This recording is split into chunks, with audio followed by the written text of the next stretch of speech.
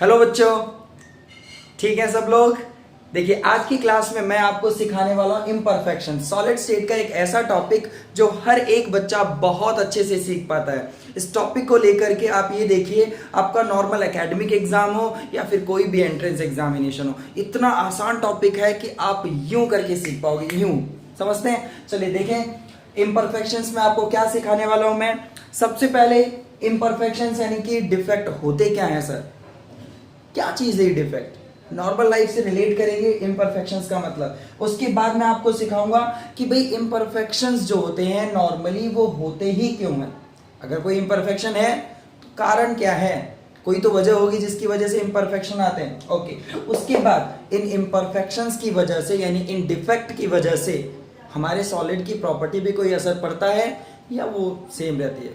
ठीक है, इसके बाद आपको बताया जाएगा कि उनका कितना मतलब उनके डिविजन्स क्या है और उनका एक्सप्लेनेशन क्या है।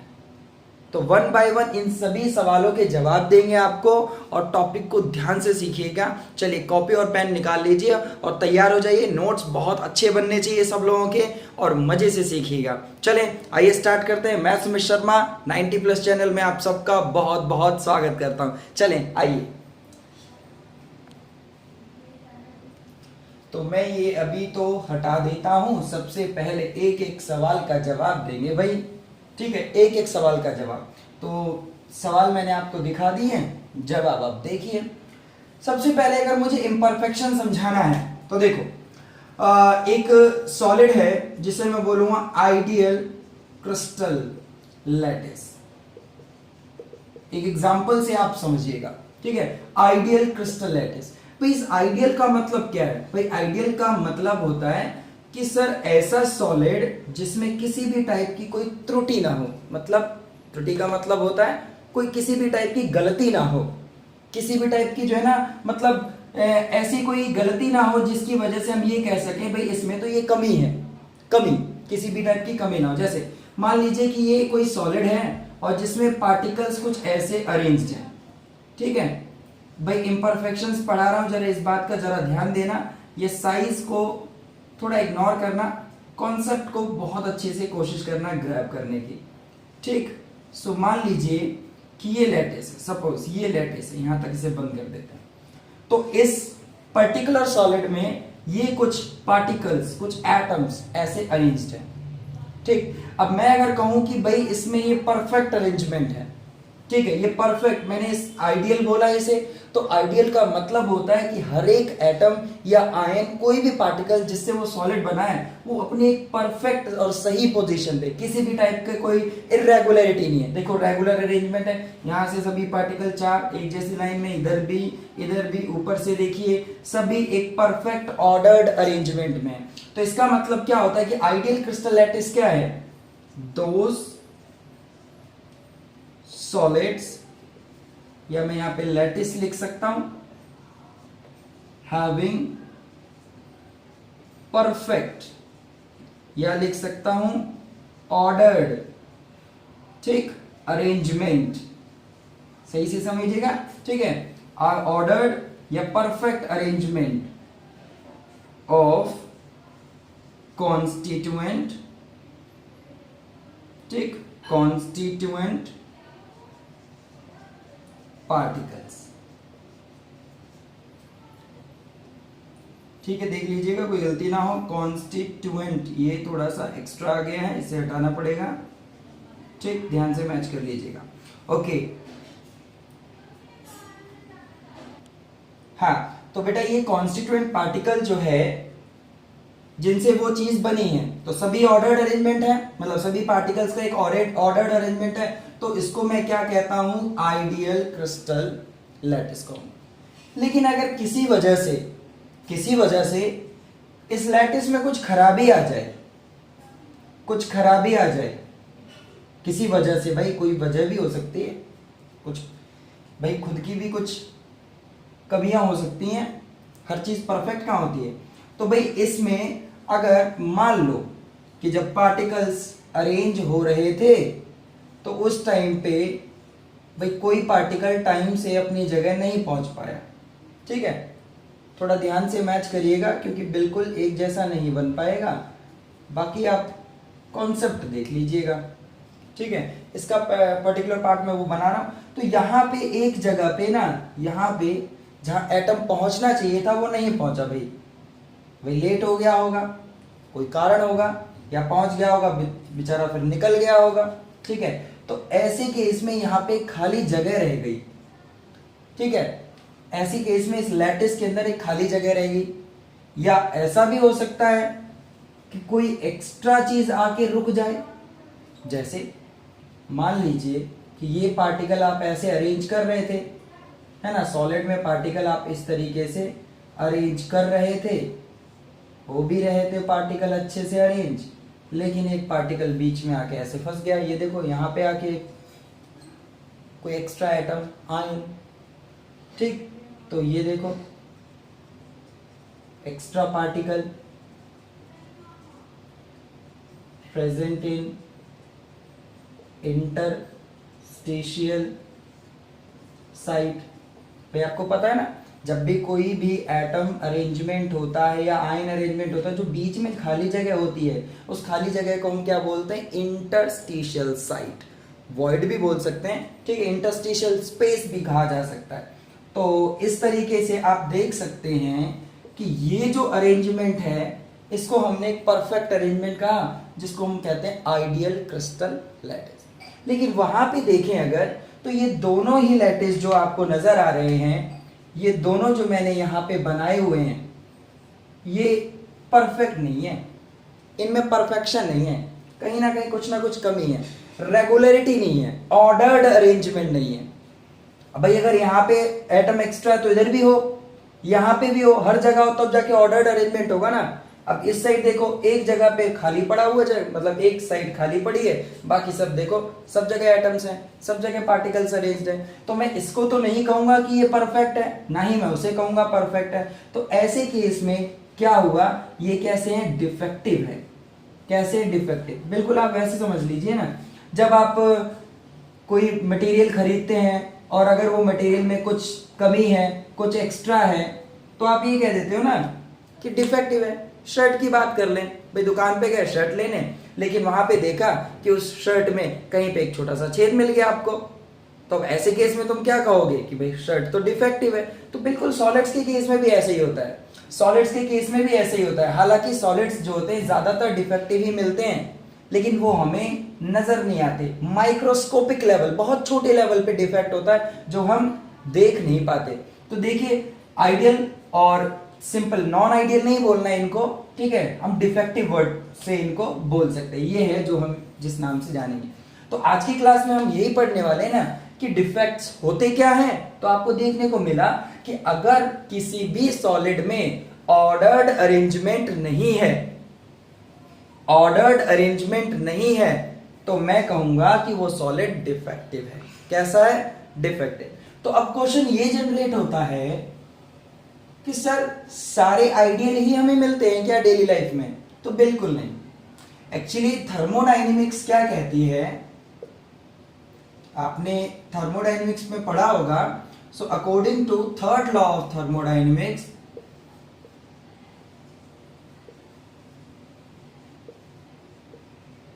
नहीं भी पढ़ा तो आप देख लीजिएगा ध्यान से,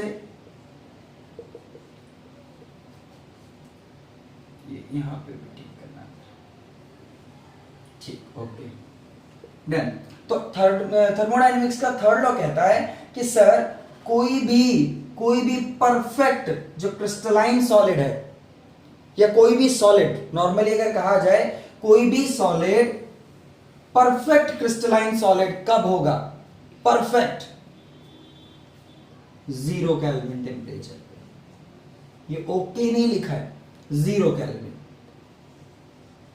0 केल्विन पे क्या बता रहे हैं कि कोई भी आपका crystalline solid, perfect crystalline solid, perfect word जब भी उसमें लगेगा जब कितना डिग्री पे वो प्रेजेंट हो, 0 केल्विन पे। तो इसको मैं पूरा यहां पे लिख देता हूं ताकि आपको अच्छे से समझ आए। Perfect crystalline solid exist at zero kelvin temperature, जिसको हम लोग एक और नाम से जानते हैं एब्सोल्यूट जीरो टेम्परेचर, इस नाम से। तो भाई इतने कम टेम्परेचर, भाई समझते हैं ना, जीरो केल्विन का मतलब कितना है, -273 डिग्री सेल्सियस। देखिए कितना कम। अब इतने कम टेम्परेचर पे आइडियल सॉलिड एग्जिस्ट कर रहा है। तो आप समझ गए होंगे भाई ये परफेक्शंस हमें देखने को नहीं मिलेगी। मतलब ये इतनी ज्यादा परफेक्शंस, भाई -273 डिग्री, अगर हम रूम टेम्परेचर की भी बात करें, या रूम टेम्परेचर छोड़ो, हम 0 डिग्री सेल्सियस की भी बात करें, तो भी कहीं ना कहीं ये टेम्परेचर बहुत बहुत कम होता है। तो सिर्फ देखने में ही आ सकता है, प्रैक्टिकली नहीं। तो इसका मतलब हुआ कि ज्यादातर सॉलिड्स कैसे पाए जाते हैं, डिफेक्टिव पाए जाते हैं। तो फटाफट देखते हैं कि डिफेक्ट्स जनरेट होने के कारण और इसके अलावा क्या कुछ प्रॉपर्टी में चेंजेस आते हैं। तो ऑफ कोर्स प्रॉपर्टी में चेंजेस आते होंगे। देखो यहाँ से अगर लॉस हुआ है, यहाँ पे एक्स्ट्रा एटम गेन हुआ है, तो जरूर चेंजेस तो आएंगे ही आएंगे। तो क्या आपने ये लिख लिया होगा, तो मैं इस साइड आपकी ये चीजें हटा देता हूं, ठीक है। ये जल्दी से नोट कर लें आराम से, और मैं ये हटा देता हूं, ठीक। फिर एक एक करके पार्ट को अच्छे से सीखते हैं। चलिए नोट कर लें आप लोग। हाँ बच्चों, तो देखो मैंने यहाँ पे एक छोटी सी डेफिनेशन लिख दिया आपके लिए, आपका टाइम बचाने के लिए। फटाफट मैं पहले से लिख चुका हूं, तो देखो चेक करते हैं। भाई अगर आपसे कोई पूछे इम्परफेक्शन से डिफेक्ट है क्या, तो शर्ट का थोड़ी ना एग्जांपल देंगे, आपको सही से आपको समझाना पड़ेगा। तो भाई जब भी कोई रेगुलर अरेंजमेंट होता है तब तो उसे बोलते हैं कि परफेक्ट क्रिस्टलाइन सॉलिड है, जब ऑर्डर्ड और रेगुलर अरेंजमेंट होगा। लेकिन अगर उसी अरेंजमेंट से थोड़ा सा चेंज हो जाए, डेविएशन हो जाए, जैसे यहाँ पार्टिकल का गायब हो गया, वहां पे एक्स्ट्रा आ गए, तो देखो क्या है डेफिनेशन, व्हेन डेविएशंस, डेविएशन का मतलब ऊंच नीच, कम या ज्यादा, ठीक है। सो डेविएशंस जब होती हैं किसमें, ऑर्डर्ड या रेगुलर, रेगुलर या फिर ऑर्डर्ड, परफेक्ट जो अरेंजमेंट होता है उसमें क्या आ जाए, डेविएशंस अगर आ जाती हैं, किस चीज की, मतलब किसके अरेंजमेंट की, पार्टिकल्स के।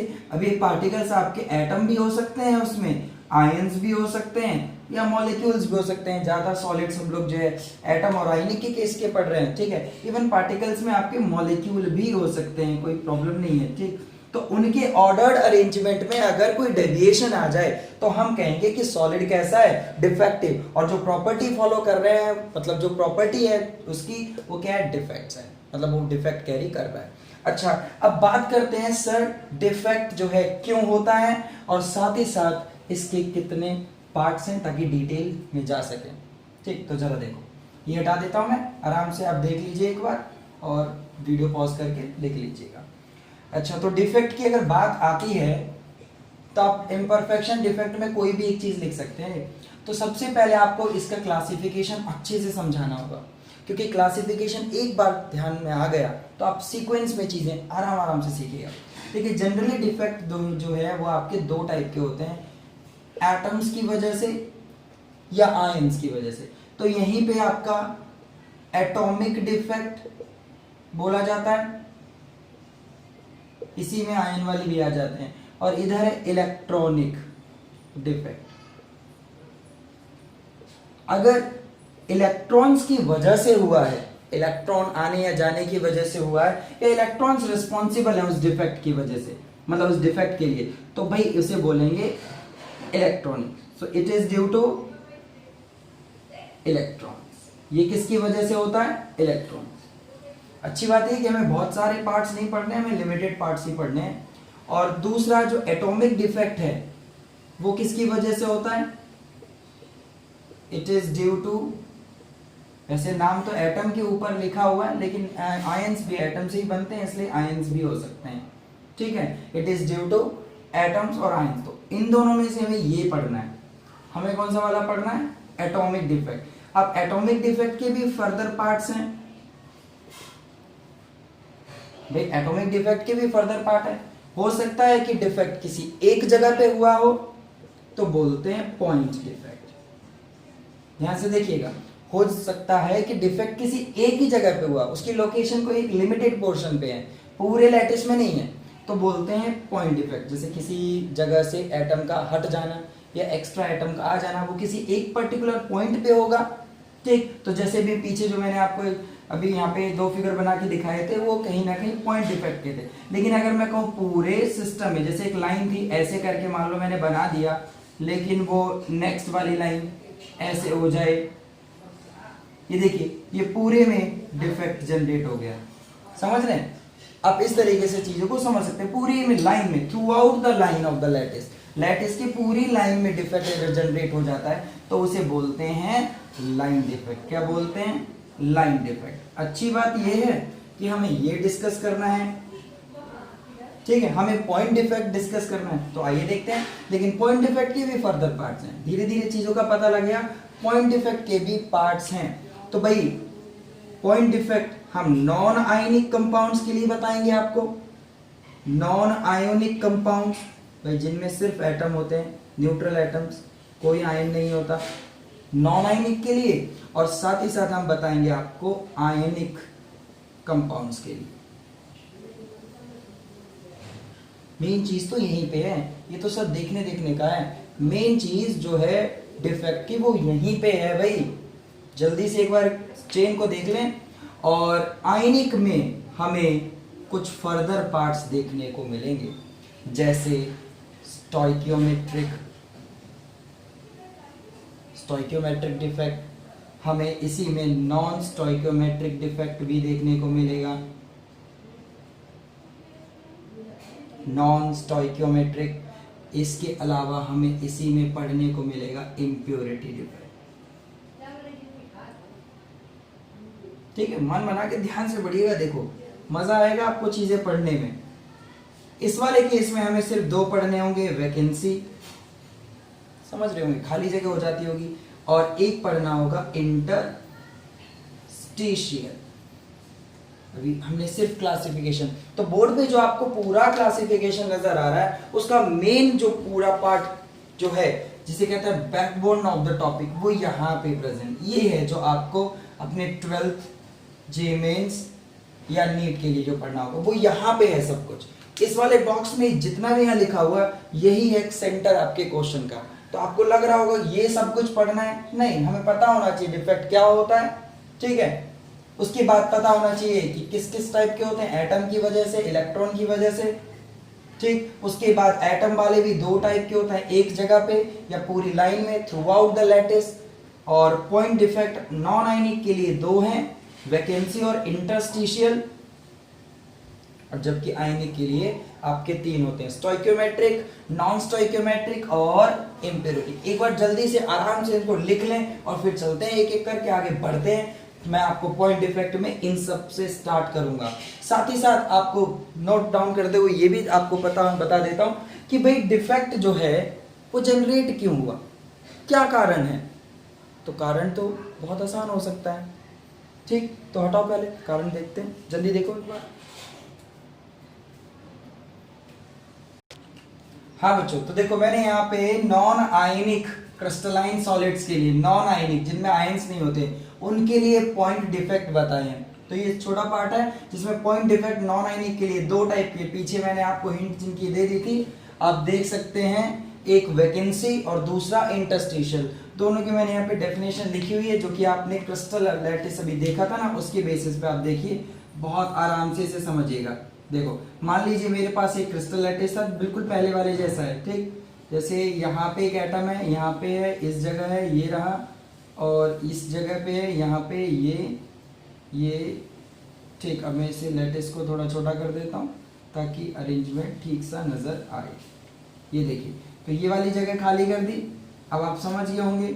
अब डेफिनेशन अगर देखें तो बहुत आराम से समझ पाएंगे। जब कभी किसी लैटिस में, मतलब जब कभी किसी लैटिस में यानी क्रिस्टल लैटिस के अंदर कुछ साइड्स कैसी हो, वैकेंट हो, when some of the lattice sides मतलब जगह, लैटिस साइड्स क्या हो, खाली पड़ी हो, तो ऐसे सॉलिड को हम कहेंगे कि सर ये डिफेक्टिव है। और इसमें कौन सा डिफेक्ट है, वैकेंसी डिफेक्ट है। तो समझना बहुत आसान है, किसी भी क्रिस्टल लैटिस में अगर कुछ साइड्स वैकेंट हो तो उसमें कौन सा डिफेक्ट है, yes of course vacancy defect. साथ ही साथ आपको बताते हैं कि जनरेट क्यों हुआ।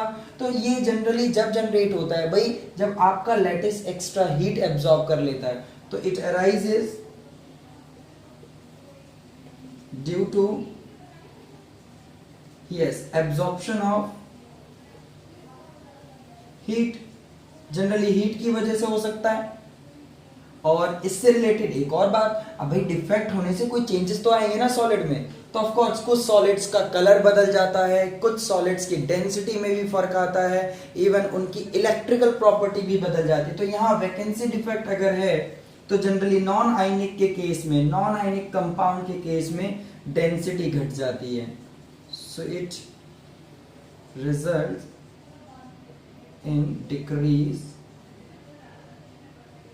इन डेंसिटी ऑफ सॉलिड। सॉलिड की डेंसिटी पे क्या असर पड़ता है? डिक्रीज होता है। ये कुछ पॉइंट्स हैं जो बहुत अच्छे से आपको पता होने चाहिए कि वैकेंसी डिफेक्ट जो है वो नॉर्मली है क्या, जब कुछ लैटिसाइड्स क्या हो, खाली पड़ी हो, एटम या आयन वहां से गायब हो।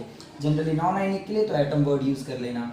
अच्छा, इट अराइजेस ड्यू टू भाई हीट एब्जॉर्प्शन की वजह से, हीट एक्स्ट्रा हीट एब्जॉर्ब कर लिया, भाई एक्साइट हो गया होगा, ज्यादा एनर्जी आ गई होगी, जगह छोड़ के भाग गया होगा। अच्छा, और इसकी वजह से हुआ क्या भाई, डेंसिटी घट जाती है, क्योंकि मास, एटम अगर जाएगा सिस्टम से तो मास क्या होगा, कम, तो मास पर यूनिट वॉल्यूम का अमाउंट कम होने की वजह से डेंसिटी कम होगी। इसी को उसी से रिलेट करते हैं, उस वाले पार्ट से रिलेट करें, अच्छे से चेक कर लेना एक बार।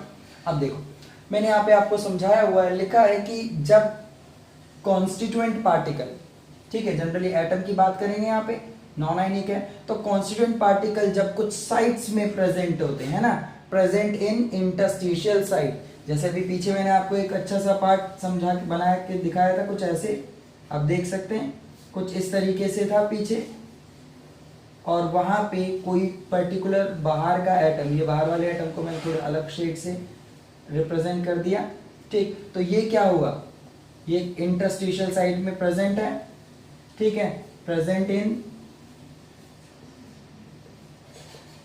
Interstitial site. इंटरस्टिशियल साइट वही जो एटम्स के बीच जो स्पेस होता है, जो खाली जगह वॉइड, उसमें अगर प्रेजेंट है तो इस लैटिस में कौन सा डिफेक्ट आएगा, इंटरस्टिशियल डिफेक्ट। अच्छा, अब ये क्यों होता है, कोई कारण तो इसका भी होता होगा, तो भाई डिफेक्ट का एक तो हीट एब्जॉर्प्शन का कारण हो गया, दूसरा अगर बीच में एटम आके फंस गया है तो कारण क्या हो सकता है, भाई क्रिस्टलाइजेशन के दौरान बीच में अटक गया होगा, मतलब उसे प्रॉपर जगह नहीं मिली होगी, वो वहीं पे फिट हो गया। तो जनरली क्या होता है, it arises due to irregular crystallization, जब अचानक सडन कूलिंग कर दी जाए, ठीक है, तब ऐसा कुछ हो जाता है क्रिस्टलाइजेशन, है ना। भाई क्रिस्टलाइजेशन प्रोसेस पता है ना, जब एटम्स या आयंस क्या करते होंगे, क्रिस्टल्स बनाते होंगे, जब वो पर्टिकुलर अरेंजमेंट कर रहे होंगे तो अरेंजमेंट परफेक्ट नहीं हो पाता होगा, कोई एटम या आयन बीच में फंस सकता है, ठीक, धीरे धीरे सारे के सारे ढेर बनते गए, फिर वो हट नहीं पाया वहां से, ऐसा भी हो सकता है। या फिर कोई बाहर का एटम आकर के भी ट्रैप हो सकता है, ठीक है, बाहर का एटम आकर के भी क्या हो सकता है, ट्रैप हो सकता है, जरूरी नहीं है कि क्रिस्टलाइजेशन की वजह से हो। तो एक पॉइंट हो सकता है, तो आपको बता दिया। साथ ही साथ लास्ट, जैसे इसमें डेंसिटी में फर्क आया तो इसमें भी डेंसिटी में फर्क आ जाता है, और यहाँ पे डेंसिटी क्या हो जाती है, डेंसिटी ऑफ सॉलिड, आप समझ गए होंगे, इंक्रीजेस। क्यों इंक्रीज हो रही है, क्योंकि एक्स्ट्रा अगर मटेरियल, अगर लैटिस हमारा इतना है तो मैं इतना वॉल्यूम काउंट करूंगा, तो इतने वॉल्यूम में आपका मास क्या हो गया, एक्स्ट्रा हो गया इस एटम की वजह से, तो इसलिए इसकी केस में डेंसिटी बढ़ जाती है। तो देखो कितना सिंपल है, नॉन आयनिक के लिए वैकेंसी और इंटरस्टिशियल डिफेक्ट। आइए अब बात करते हैं किसके लिए, आयोनिक के केस में। तो फटाफट चेक कर लें और इसे नोट कर लें जल्दी से एक बार। हाँ बच्चों, तो चलिए फटाफट स्टार्ट करते हैं। पॉइंट डिफेक्ट का अगला पार्ट जो किसके लिए है, आयनिक सॉलिड्स के लिए, जिनमें कैटायन और एनायन हमें देखने को मिलेंगे, ऐसे करके कोई कैटायन और एनायन देखने को मिलेंगे, ठीक है। तो सबसे पहले इसमें स्टोइकियोमेट्रिक की बात करते हैं। भाई स्टोइकियोमेट्रिक डिफेक्ट फर्दर पार्ट्स होते होंगे, फटाफट देखें पार्ट्स कैसे कैसे होते होंगे। भाई स्टोइकियोमेट्रिक का मतलब होता है those defects which do not allow to change the formula of ionic compound. कोई फॉर्मूला नहीं बदलने देते, डिफेक्ट से पहले जो कंपाउंड का फॉर्मूला था वैसा ही फॉर्मूला अभी भी है। देखिए भाई डिफेक्ट बड़े अच्छे हैं, इसका मतलब स्टोइकियोमेट्रिक का मतलब होता है कि डिफेक्ट है सॉलिड में लेकिन फिर भी फॉर्मूले में कोई चेंज नहीं हुआ, फॉर्मूला एज इट इज है। या मैं ये भी लिख सकता हूं ratio of cation to anion remain same. बिल्कुल, जैसे कोई एग्जांपल ले लेते हैं, मान लो कोई लैटिस है, कोई अरेंजमेंट है जिसमें खूब सारे पार्टिकल ऐसे प्रेजेंट हैं, कैटायन एनायन मान लेना, ठीक है। अब यहाँ पे 100 कैटायन है और 100 आपके एनायन है, तो फॉर्मूला आप क्या बताएंगे, 100 पे 100 मतलब 1 पे 1 होगा, सो फॉर्मूला ए भी रहेगा। अब इसमें डिफेक्ट हो जाए,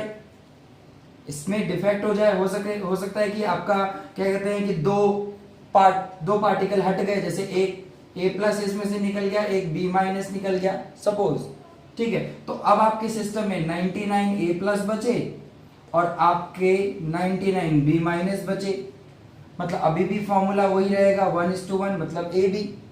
तो बिफोर डिफेक्ट और आफ्टर डिफेक्ट स्टोइकियोमेट्री मतलब फॉर्मूले में कोई चेंज नहीं आया, रेशियो कैटायन टू एनायन क्या है, सेम।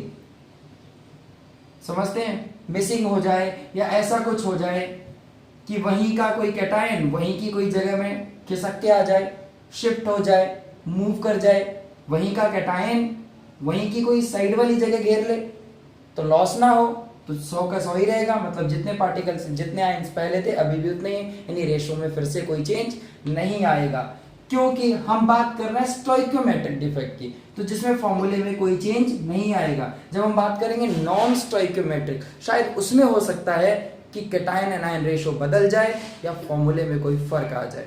तो देखिए फटाफट इसमें कौन कौन से हम सीखने वाले हैं भाई। इस केस में हमें 2 सिखाए जाएंगे, एक आपको सिखाया जाता है इसके लिए जो पहला पार्ट आता है स्टोइकियोमेट्रिक में, वो बहुत ही बढ़िया है, स्कॉटके। क्या आपका स्कॉटके, ये खतरनाक सा नाम है लेकिन कॉन्सेप्ट बहुत ही आसान है, स्कॉटके डिफेक्ट। अब इस डिफेक्ट में क्या होता है, तो भाई बहुत सिंपल सी बात है, इसमें it involves missing of equal number of cations and anions।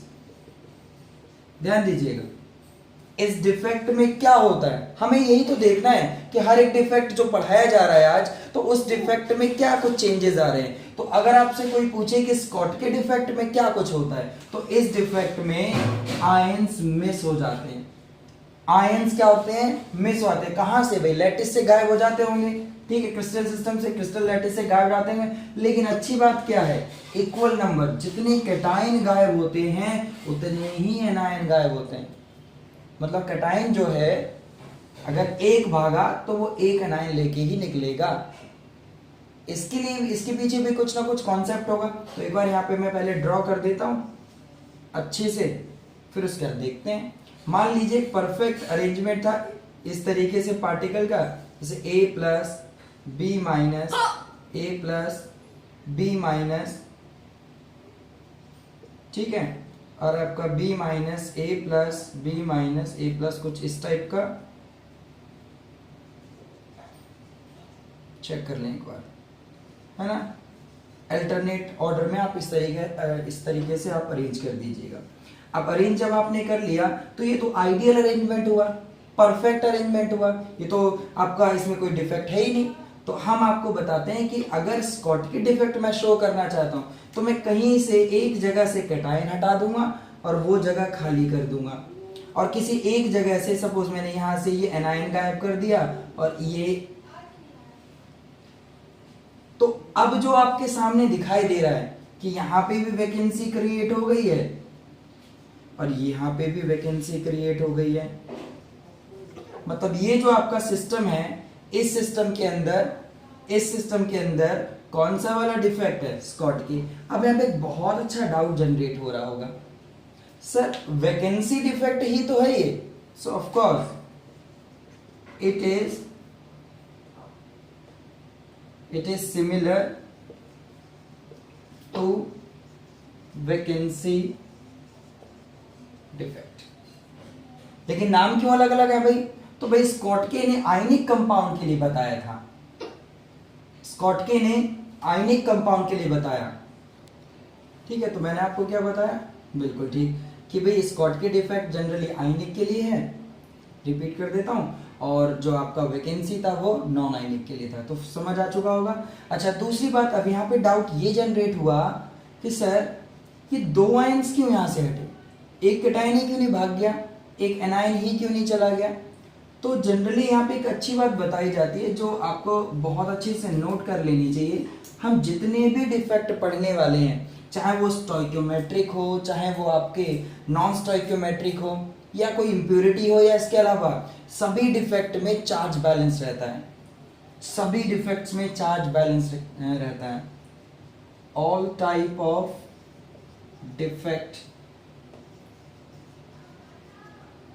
defects lead to balance the charge, या लिख सकते हैं charge neutrality remains maintained, ठीक, remains maintained। तो इस चीज को आगे बढ़ाते हैं, चलिए सिखाते हैं आगे कि भाई ये डिफेक्ट किस टाइप के कंपाउंड्स में होता है, इस डिफेक्ट की वजह से कौन कौन सी चीजों में बदलाव आता है। तो जरा देखिए यहाँ पे, this defect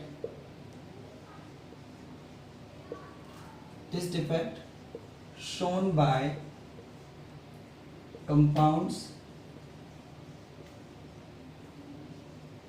having higher coordination number,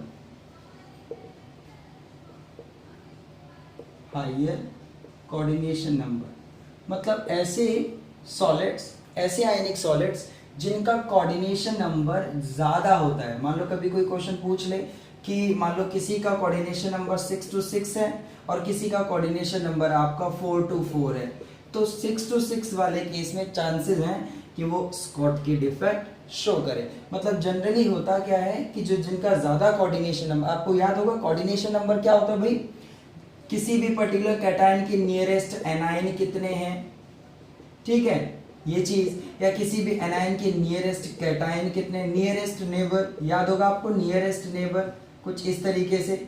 तो आपको सोचिए जब ज्यादा कोऑर्डिनेशन नंबर होगा तो बहुत ज्यादा पैक्ड अरेंजमेंट होगा, पैक्ड समझते हैं, बहुत ज्यादा डेंसिटी ज्यादा, मतलब उस केस में डेंसिटी ज्यादा होगी, तो मिसिंग पॉसिबल है, आयंस वहां से भागने की कोशिश कर सकते हैं, है ना, मिसिंग पॉसिबल है ताकि जगह बन जाए, ठीक। तो ऐसे केस में पार्टिकल जो है एक जगह से दूसरी जगह जो है कोशिश नहीं करेगा डिस्प्लेस होने की, वो सीधा ही निकल जाएगा, क्योंकि भाई भीड़ भाड़ बहुत है, कोऑर्डिनेशन नंबर क्या है, ज्यादा है, हाई कोऑर्डिनेशन नंबर है। तो ऐसे केसेस में आपको स्कॉटकी डिफेक्ट देखने को मिल सकता है।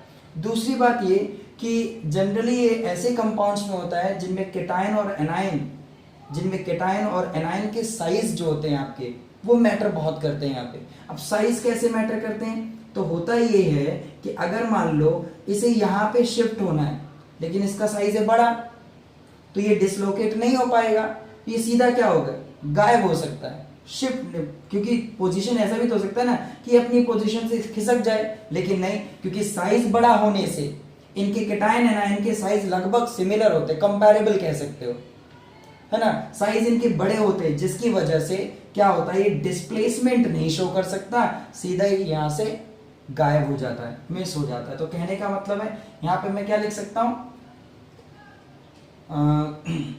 Those ionic compounds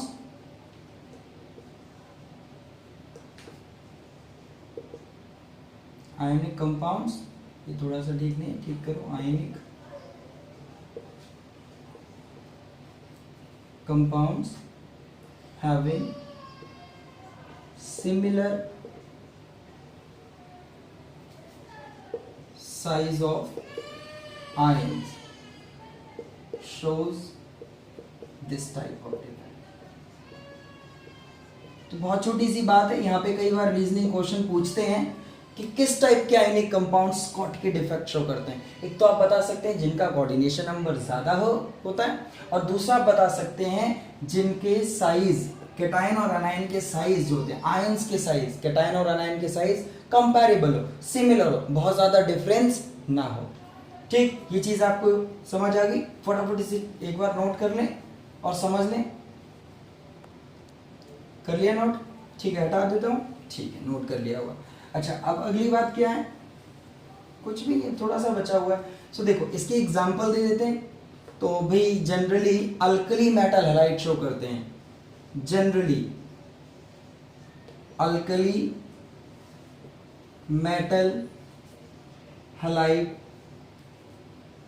shows this defect. ये जो दूसरी वाली लाइन लिखी है ना, ये उसी का एक तरीके से, ये जो आपने ये वाली लाइन लिखी है ना, ये उसी से मैच कर रहा है ना। लिखा है ना दोज आयनिक कंपाउंड, मतलब वो आयनिक कंपाउंड कौन से हैं? ये यहाँ पे लिखा हुआ है कौन से? Alkali metal halide.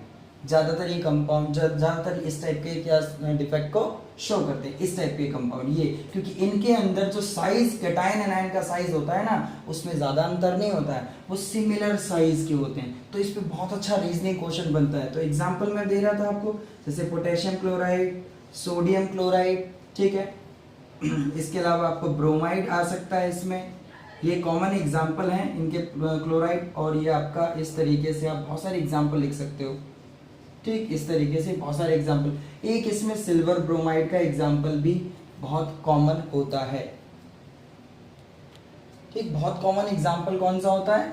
Silver bromide का। बाकी आप कोई भी अल्कली मेटल के लिख सकते हो, मैंने पोटेशियम और सोडियम के लिखे हैं, आप लिथियम का लिख सकते हो, सीजियम भी लिख सकते हो, ठीक है। तो ये आपका एक बहुत अच्छा फैक्ट होता है कि किस टाइप के कंपाउंड या सॉलिड इस टाइप के डिफेक्ट शो करते हैं। अब बात आती है सर कोई कॉन्सिक्वेंस है? कॉन्सिक्वेंस मतलब कि इस डिफेक्ट से कोई चेंज आता है? तो ऑफ कोर्स अगला पॉइंट जो आपको रिकॉर्ड करना है वो ये, भाई इस डिफेक्ट की वजह से डेंसिटी घट जाती है। आपने देखा आयंस क्या होते हैं, सिस्टम से आयंस लॉस होते हैं, आयंस गायब हो जाते हैं भाई। और अगर आयंस गायब हो जाएंगे तो इसका मतलब मास, जो पर यूनिट वॉल्यूम मास था, उसकी कमी हो जाएगी। तो मैं फटाफट लिख देता हूं, it led to decrease in density, it led to decrease in density, density कम हो जाती है। और भी कोई चेंज आ सकता है, ठीक, और भी कोई चेंज आ सकता है, डेंसिटी के अलावा कोई और चेंज आ सकता है। हाँ बच्चों, तो देखो अगला पॉइंट और ये लास्ट है आपका। तो लास्ट पॉइंट क्या है? बिल्कुल, लैटिस एनर्जी भी कम हो जाती है, लैटिस एनर्जी भी कम हो जाती है, लैटिस एनर्जी भी कम हो जाती है, डिक्रीजेस। डिफेक्ट की वजह से लैटिस एंथैल्पी अगर कम होती है तो आपको पता है, मैं लिख सकता हूं स्टेबिलिटी भी कम हो जाएगी। भाई जितना परफेक्ट स्टेबिलिटी पहले थी, अरेंजमेंट पहले था, वो अब नहीं रहता, तो स्टेबिलिटी इज ऑल्सो डिक्रीजेज। ये साइन मैंने लगा दिया डिक्रीज होने का। अब एक और चीज, सिस्टम में अगर कभी भी कोई पार्टिकल एक्स्ट्रा आ जाए या सिस्टम से भाग जाए, निकल जाए, तो ऐसे केस में एंट्रोपी, डिग्री ऑफ रेंडमनेस, याद होगा सबको, डिग्री ऑफ रेंडमनेस वो बढ़ जाती है। क्योंकि पहले परफेक्ट अरेंजमेंट था, हमें पता था यहाँ कैटायन है, यहाँ एनायन है, कैटायन, सबकी अपनी अपनी पोजीशंस थी। अब कुछ अगर वहां से गायब हो गया तो अब वहां पे रेंडमनेस की जो डिग्री ऑफ रेंडमनेस है वो भाई चांस उसके बढ़ने के ज्यादा हो जाते हैं। तो एंट्रोपी क्या होती है? बढ़ जाती है। तो बहुत कॉमन क्वेश्चंस इन्हीं पे पूछे जाते हैं कि भाई बताओ ये डिफेक्ट हुआ तो क्या चेंजेस आएंगे। तो ये कहीं ना कहीं क्या है? कॉन्सिक्वेंसेस। तो इस तरीके से सभी पॉइंट्स एक बार वापस चेक कर लो कि अगला जो डिफेक्ट पढ़ने वाला है उस पे ये पॉइंट्स आपके बहुत ज्यादा काम आएंगे। जैसे यहाँ पे हमने सबसे पहले क्या सीखा कि आयंस मिस्ड होते हैं, ठीक है। एक बार फिर से रिवाइंड कर लेते हैं। कैटायन एनायंस का एक सिंगल सेम अमाउंट क्या होता है? मिस्ड हो जाता है। कहां से? लैटिस से गायब हो जाता है। दूसरी बात, गायब होने पर एक बहुत अच्छी चीज हमने देखी, चार्ज बैलेंस रहता है। है ना, इक्वल नंबर गए हुए हैं कैटायन एनायन, तो चार्ज बैलेंस रहता है। इसके बाद हमने देखा कि ये किस टाइप के कंपाउंड शो करते हैं, तो हमने देखा जिनका हाई कोऑर्डिनेशन नंबर होता है, और हमने ये देखा कि जिनमें कैटायन एनायन के साइज लगभग सिमिलर होते हैं। तो जनरली अल्कली जो हैलाइड्स होते हैं, अल्कली मेटल हैलाइड्स, इस टाइप का कैरेक्टर शो करते हैं सॉलिड, ठीक है, इस टाइप के डिफेक्ट्स में आते ही है। ये एक कॉमन एग्जांपल, अलग से ध्यान रखने की पूरी कोशिश करना। दूसरा, डेंसिटी कम होती है। तीसरी बात, लैटिस एंथैल्पी घट जाती है, क्योंकि भाई बीच में से अगर आयन घट निकल चुका है तो लैटिस कमजोर पड़ जाएगा। पहले रिजिड था, सॉलिड था एकदम बढ़िया से। और उसके बाद लास्ट, एंट्रोपी चेंज रहेगी, क्योंकि रैंडमनेस बढ़ जाती है जब भी पार्टिकल्स डिसलोकेट हो, पोजीशन शिफ्ट कर लें या लैटिस को छोड़ के निकल जाए। तो चलिए फटाफट नोट कर लें इसे और बढ़ते हैं अगले डिफेक्ट की तरफ।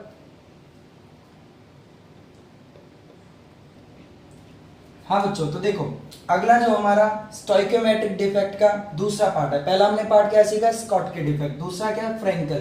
भाई साइंटिस्ट के नाम पे इनके नाम पड़े हुए, ठीक है।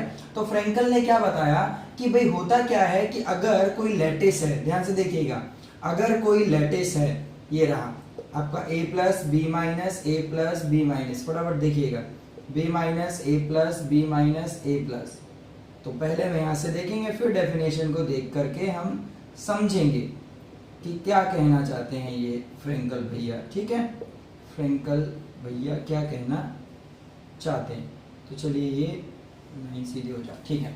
हाँ, तो ये डिफेक्ट तो मतलब ये सॉलिड तो बिल्कुल विदाउट एनी डिफेक्ट दिखाई दे रहा है। तो बिल्कुल यहाँ पे देखो क्या लिखा है, अगर कहता है कि अगर कोई स्मॉल साइज आयन, ये लिखा है यहाँ पे, स्मॉल साइज आयन डिसलोकेट हो जाए, भाई अपनी जगह से हट जाए, डिसलोकेशन का मतलब होता है शिफ्ट हो जाना, है ना।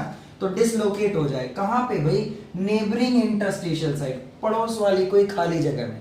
जैसे आप देख सकते हैं कैटायन जनरली, आपको पता है ना, कैटायन जनरली छोटे साइज के होते हैं, है ना, स्मॉलर साइज के होते हैं एनायन के कंपैरिजन में। तो ये मान लो यहां से डिसलोकेट होकर के कोई साइट दूसरी, जैसे यहाँ पे आ गए, ये लीजिए, यहाँ पे मैं इसको दिखा देता हूँ, ये इस तरीके से। तो यहाँ वाली जगह खाली हो जाएगी, ये जगह खाली हो जाएगी, तो मैं इसको यहाँ से ऐसे करके हटा के दिखा सकता हूँ, यानी कि ये जो साइट है ये तो वैकेंट हो गई, वैकेंट साइट है। तो अब हम वैकेंट साइट के बेसिस पे नाम लिखें या नई जगह के बेसिस पे इसका नाम लिखें, जहां पे इसने एक और इंटरस्टिशियल साइट जो नेबरिंग साइट है वो ऑक्यूपाई की है। तो भाई ये भी तो आपका पिछले वाले पार्ट जैसा ही है। यहां पे ये क्या हुआ, इसने क्या किया, ऑक्यूपाई, ठीक है, ऑक्यूपाई कर लिया, क्या ऑक्यूपाई, इंटरस्टिशियल, है ना, इंटरस्टिशियल साइट इसने ऑक्यूपाई कर लिया। तो अब भाई यहाँ पे दो केसेस जनरेट हो गए, जहां पे ये गया है वहां तो इसने इंटरस्टिशियल डिफेक्ट जनरेट किया है ना, यहाँ पे इसने इंटरस्टिशियल डिफेक्ट जनरेट किया, और जहां से गया है वहां इसने वैकेंट, कौन सा डिफेक्ट जनरेट किया, वैकेंसी। मतलब एक जगह वैकेंसी और एक जगह इंटरस्टिशियल। और दूसरी बात हुआ क्या, ये डिसलोकेट हुआ है, तो इसको एक और नाम से जानते हैं, इसको एक और नाम से जानते हैं, डिसलोकेशन डिफेक्ट। क्या बोलते हैं, डिसलोकेशन डिफेक्ट। दूसरी बात, फ्रेंकल डिफेक्ट एक्चुअली जो है वो कॉम्बिनेशन है, क्या है, कॉम्बिनेशन ऑफ टू डिफेक्ट्स, दो डिफेक्ट्स का कॉम्बिनेशन है भाई। वन इज वैकेंसी, आप देख सकते हैं कि जहां से गया वहां पे खाली जगह क्रिएट हो गई, एक है वैकेंसी डिफेक्ट, साथ ही साथ दूसरा क्या है, अदर इज, बिल्कुल ठीक, इंटरस्टिशियल डिफेक्ट, क्योंकि जो नई जगह पे वो पहुंचा है उसने भाई नई जगह ऑक्यूपाई की है। तो हमने देखा था ना, इंटरस्टिशियल साइट अगर कोई ऑक्यूपाई करता, चाहे वो बाहर से आया हो, कोई बाहर का फॉरेन एटम हो, या उसी लैटिस का, उसी क्रिस्टल लैटिस का कोई दूसरा आयन है जो वहां से अपनी जगह से खिसक के या फिर शिफ्ट हो गया हो बेचारा, स्मॉल आयन। तो ये बात आपने देखी, बिल्कुल ठीक। अब क्वेश्चन ये है कि सर ये इस टाइप का जो डिफेक्ट है वो कौन से सॉलिड्स शो करते हैं। ठीक है, तो भाई कंडीशंस क्या है, तो देखिए कंडीशंस क्या है भाई। छोटी सी बात यहाँ खुद चेक करो आप कि अगर आयन डिसलोकेट हो रहा है तो भीड़ भाड़ कम होगी, कोऑर्डिनेशन नंबर आसपास आयंस के। वैसे तो हमने पिछला वाला ही पैटर्न बनाया, अब कॉन्सेप्ट को समझने की कोशिश करना। ये पैटर्न तो स्कॉटकी में भी बनाया था, तो आपको सिर्फ सिखाया जा रहा है, उसी पैटर्न को बार बार शो कर रहा हूं, ठीक है, ड्रॉ कर रहा हूं। तो हुआ क्या कि आसपास अगर आयंस की संख्या कम है, मान लो कि यहाँ पे 4 और 4 की रेशो है, मिनिमम ये है, इसके बाद भी हो सकता है 2:2 भी हो सकता है, 3:3 भी हो सकता है। भाई कहने का मतलब है कम से कम अगर उसके आजू बाजू आयंस प्रेजेंट हो तो आराम से क्या हो सकता है बेचारा, शिफ्ट हो सकता है ना। तो यहां पे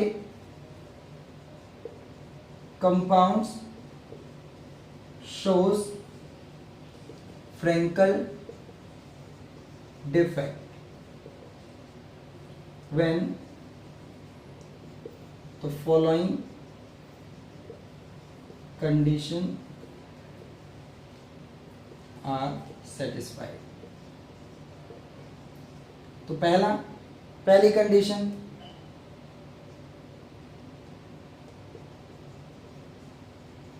it should have low coordination number. तो ये वाली बात क्लियर है। कोऑर्डिनेशन वाले केस मतलब स्कॉटकी वाले केस में हाई कोऑर्डिनेशन नंबर वाले शो करते हैं, यहाँ पे कौन से आयनिक कंपाउंड शो करते हैं, ये वाला डिफेक्ट जिनका कोऑर्डिनेशन नंबर कम होता है। दूसरी बात भाई अगर डिस्प्लेसमेंट हो रहा है तो इसका साइज छोटा होता होगा, है ना। तो large difference in size of ions, मतलब कैटायन छोटा होना चाहिए, ज्यादा छोटा होना चाहिए, आयन ज्यादा बड़ा होना चाहिए, तब ये हो सकता है। तो इसीलिए यहाँ पे एक पॉइंट और बन जाता है, एक और अच्छा पॉइंट बन जाता है कि Frenkel defect alkali metal halides show नहीं करते। दोबारा ध्यान देना, Frenkel defect alkali metal halides show नहीं करते, मतलब यहां लिख देते हैं alkali metal halides do not show Frenkel defect. अब ऐसा करके आपको क्वेश्चन बना के दे दिया जाए तो कितने आसानी से आंसर दे सकते हैं। भाई फ्रेंकल डिफेक्ट की कंडीशन क्या है, इसकी कंडीशन क्या है, इसकी कंडीशन है कि सर डिफरेंस होना चाहिए साइज में, आयंस के साइज में ज्यादा डिफरेंस होना चाहिए, जबकि अल्कली मेटल हैलाइड्स के आयंस का साइज कंपैरेबल होता है, सिमिलर होता है ना। Because in alkali metal halides sizes of ions या size of ions are similar। cation does not dislocate। छोटा सा आंसर दे सकते हैं ना, देखो सिंपल सी बात है भाई, जो कंडीशन है वो फुलफिल नहीं हो रही है, बात खत्म, है ना। जो कंडीशन है, सॉरी नीचे वाली जो कंडीशन है आपकी वो फुलफिल नहीं हो रही है, शायद इसीलिए डिसलोकेशन अल्कली मेटल हैलाइड में पॉसिबल नहीं है। लिख लिया। तो मैं इस साइड का ये वाला पार्ट हटा देता हूं। और भी कोई चीज बतानी है यहाँ पे? बिल्कुल ऑफ कोर्स, यहाँ पे कुछ एग्जांपल आपको दे देते हैं। तो यहाँ पे आपके silver chloride, silver bromide, silver iodide ये मोस्ट कॉमन है, और जिंक सल्फाइड ये मोस्ट कॉमन एग्जांपल दे रहा हूं जो ज्यादातर पूछे जाते हैं। ठीक है, तो यही आप ध्यान से अच्छे से मेमोराइज कर लेना। ये वाला देखो, ये भी आपको अलग से नोट करना पड़ेगा क्योंकि सिल्वर ब्रोमाइड स्कॉट के डिफेक्ट भी शो करता है और सिल्वर ब्रोमाइड फ्रेंकल डिफेक्ट भी शो करता है। भाई दोनों जगह इसका एग्जांपल लिखा हुआ है, तो भाई इसका भी कारण कुछ हो सकता है। तो आप सीधा ही सिंपल कारण इसका क्या बताएंगे? आप रीजन दे सकते हैं कि शायद सिल्वर और ब्रोमाइड का जो कहीं ना कहीं जो इनके साइज हैं कुछ इनकी रेडियस रेशो इस टाइप की आती है, रेडियस रेशो बहुत अच्छे से पढ़ा ना, इनके कैटायन टू एनायन साइज की जो इनकी रेडियस की जो रेशो होती है, तो इनकी रेडियस रेशो कुछ ऐसी इंटरमीडिएट होती है जो दो पार्ट्स में लाई कर सकती है। मतलब दो पार्ट्स में लाई कर सकती है, मतलब कि इसमें मिसिंग भी पॉसिबल है, इसके लैटिस में मिसिंग भी पॉसिबल है और डिस्प्लेसमेंट भी पॉसिबल है। तो इंटरमीडिएट समझते हैं ना, इधर का ना उधर का, तो दोनों ही कैरेक्टर शो कर सकता है। ठीक, रेडियस रेशो रूल के अकॉर्डिंग आप सीधा ही आंसर दे सकते हैं बेस का कि साइज कुछ इस तरीके के होते हैं, इनके इंटरमीडिएट होते हैं, जिसकी वजह से ये दोनों टाइप के डिफेक्ट शो कर सकते हैं। अब अगला पार्ट इसमें लास्ट आता है कि इस डिफेक्ट का कॉन्सिक्वेंस क्या है। तो आप देख सकते हैं ना तो कुछ एक्स्ट्रा आयन आए हैं सिस्टम में, ना सिस्टम से गायब हुए, लैटिस से ना तो कुछ आया ना गायब हुआ, वहीं का एक जगह से दूसरी जगह ट्रांसफर हो गया। तो मतलब ये ऐसा डिफेक्ट है जिसमें डेंसिटी में कोई चेंज नहीं हुआ, no change in density of lattice. ठीक है, ये बात अच्छे से नोट कर ली। अगली बात भाई, एंट्रोपी में क्या चेंज आएगा या लैटिस एंथैल्पी में क्या फर्क पड़ेगा? तो भाई लैटिस एंथैल्पी घट जाएगी, एक जगह से दूसरी जगह गया, एक जगह वॉइड क्रिएट हो गया, जबरदस्ती बीच वाली साइड घेर ली है उसने कैटायन ने, तो ऐसे केस में अरेंजमेंट परफेक्ट रहा नहीं है और पार्टिकल शिफ्ट होने से लैटिस एंथैल्पी क्या हो जाएगी? कम, लैटिस एंथैल्पी डिक्रीजेस। यानी कि मैं स्टेबिलिटी भी लिख सकता हूं, स्टेबिलिटी जो है वो भी फॉल करेगा, डिक्रीज हो गई। ठीक, और अब आप समझ चुके होंगे एंट्रोपी में क्या फर्क पड़ेगा, तो आप बिल्कुल समझ चुके हैं। रेगुलर अरेंजमेंट था, ऑर्डर्ड अरेंजमेंट था, और वो ऑर्डर्ड अरेंजमेंट क्या हो गया? डिस्टर्ब हो गया। ऑर्डर्ड अरेंजमेंट डिस्टर्ब होने से रैंडमनेस बढ़ गई, डिग्री ऑफ रैंडमनेस बढ़ गई, पार्टिकल्स की कोई एग्जैक्ट लोकेशन नहीं रही, जिसकी वजह से क्या कहेंगे? एंट्रोपी बढ़ गई। तो सभी पॉइंट्स एक बार अच्छे से नोट डाउन कर लें, सीक्वेंस में नोट डाउन कर लें। और इस वीडियो लेक्चर में हमने स्टोइकियोमेट्रिक डिफेक्ट तक कवर किया है, तो आगे का यानी कि नॉन स्टोइकियोमेट्रिक डिफेक्ट और उसके बाद इम्प्योरिटी डिफेक्ट मैं नेक्स्ट वीडियो लेक्चर में आपको प्रोवाइड कराऊंगा। तो एंड स्क्रीन में दी हुई है, आप उसे अच्छे से एक बार देख लें और उसके आगे कंटिन्यू करें। ठीक, तो इस वीडियो के लिए इतना ही, अच्छे से आप नोट डाउन कर लें और बढ़िया से पढ़ाई कीजिए।